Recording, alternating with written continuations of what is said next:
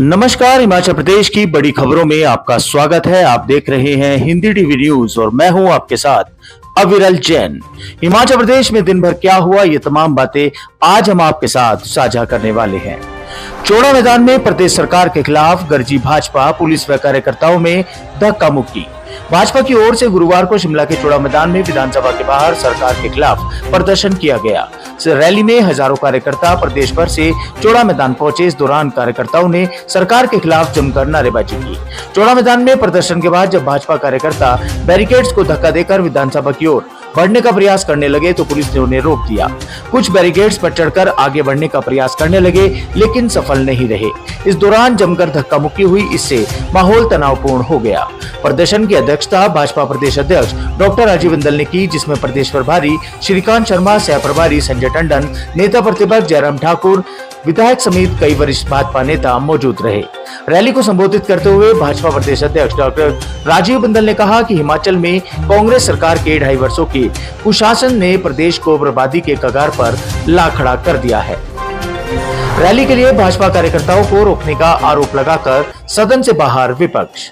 हिमाचल प्रदेश विधानसभा में गुरुवार को प्रश्नकाल के बाद नेता प्रतिपक्ष जयराम ठाकुर ने सदन में व्यवस्था का प्रश्न उठाते हुए कहा कि जगह जगह से आ रहे भाजपा के सदस्यों को रोका जा रहा है।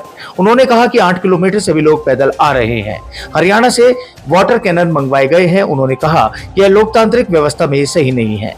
ऐसे में हम सदन से बाहर जाते हैं। इसके बाद नेता प्रतिपक्ष जयराम ठाकुर के साथ विपक्ष के अन्य सदस्य सदन से बाहर चले गए और रैली स्थल की ओर निकल गए।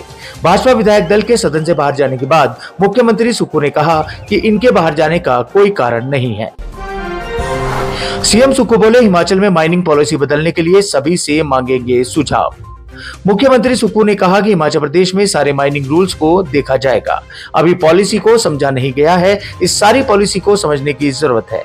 वह इस पॉलिसी को बदलने के लिए तैयार है। मंत्री के साथ इस पर चर्चा होगी, सबसे सुझाव मांगेंगे और आगे भी बढ़ेंगे।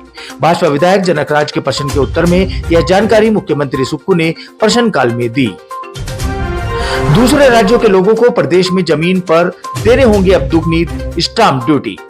अब हिमाचल प्रदेश में भू सुधार एवं मुजारियम अधिनियम की धारा 118 के तहत जमीन की रजिस्ट्री करने पर स्टाम्प ड्यूटी दुगना होगी। विधानसभा में बुधवार को भारतीय स्टाम्प हिमाचल प्रदेश संशोधन विधेयक 2025 पेश किया गया। इसे राजस्व मंत्री जगत सिंह नेगी ने प्रस्तुत किया गया। इसमें स्टाम्प शुल्क में दुगनी वृद्धि का प्रावधान किया गया है।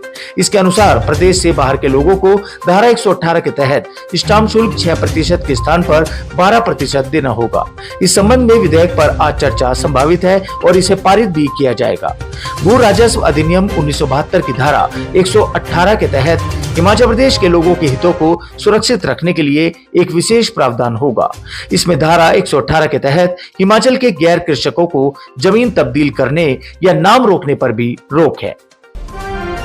हिमाचल के राज्यपाल बोले, नशा छुड़वाने के बजाय नशा देने का काम कर रहे हैं निजी नशा मुक्ति केंद्र।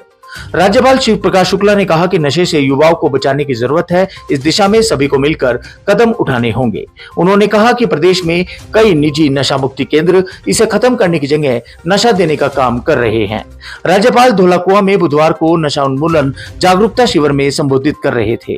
उन्होंने पत्रकारों से बातचीत में कहा कि प्रदेश में एक बड़े नशा मुक्ति केंद्र की आवश्यकता है। इसके निर्माण की दिशा में प्रदेश सरकार को कदम उठाने चाहिए।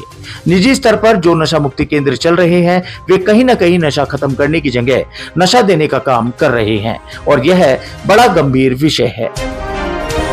जान लेने वाले चिट्टा तस्करों को अब मिलेगा मृत्युदंड। हिमाचल प्रदेश संगठित अपराध विधेयक विधानसभा में पेश। चिट्टा तस्करी, नकली शराब बेचने और इस तरह के अन्य संगठित अपराध से यदि किसी की मौत होती है तो दोषियों को आजीवन कारावास या मृत्युदंड मिल सकता है। सजा के साथ दोषी को 10 लाख रुपए तक जुर्माना भी देना होगा। नशे से अर्जित की गई संपत्ति भी जब्त होगी। हिमाचल सरकार की ओर से विधानसभा में पेश किए गए विधेयक में यह प्रावधान किया गया है। मुख्यमंत्री सुक्खू ने बुधवार को हिमाचल प्रदेश संगठित अपराध विधेयक विधानसभा के सदन पटल पर रखा और इसे वीरवार को पारित किया जा सकता है। विधेयक के अनुसार जो कोई संगठित अपराध के लिए उकसाता है, प्रयास करता है, षड्यंत्र रचता है, जानबूझकर उसे अंजाम देने में मदद करता है या संगठित अपराध की तैयारी के लिए किसी अन्य कार्य में संलग्न होता है, उसे कम से कम 1 वर्ष के कारावास से दंडित किया जाएगा। मनाली केलांग हाईवे पर धुंधी में हिमस्खलन, आवाजाही है बाधित। मनाली केलांग नेशनल हाईवे 3 के बीच धुंधी में गुरुवार सुबह हिमस्खलन हो गया है। हिमस्खलन के बाद मनाली केलांग के बीच आवाजाही फिलहाल बाधित हो गई है। हालांकि घटना में किसी तरह का जानी नुकसान नहीं हुआ है।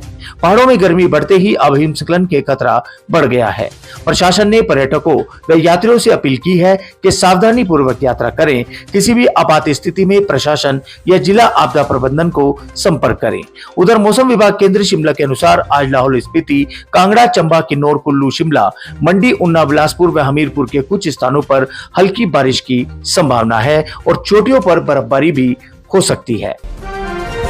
ताल कृषि सहकारी सभा में 2.5 करोड़ का घपला, ऑडिट में हुआ खुलासा। हिमाचल प्रदेश के हमीरपुर जिले के ताल कृषि सहकारी सभा समिति में 2.5 करोड़ रुपए के गबन का मामला सामने आया है। घोटाला सामने आने से सभा के निवेशकों में हड़कंप मच गया है। विभागीय जांच में गबन का खुलासा हुआ। करीब 40 लाख रुपए की रिकवरी की बात सामने आ रही है। एफडी में गड़बड़ी के आरोप सभा सचिव पर लगे हैं। विभाग को सभा के निवेशकों की ओर से शिकायत दी गई थी। इसके बाद विभाग ने सभी का रिकॉर्ड की जांच कर ली है। प्रारंभिक जांच में सामने आया कि सभा सचिव की ओर से निवेशकों को दी गई फिक्स डिपॉजिट के दस्तावेजों में गड़बड़ी भी की गई है।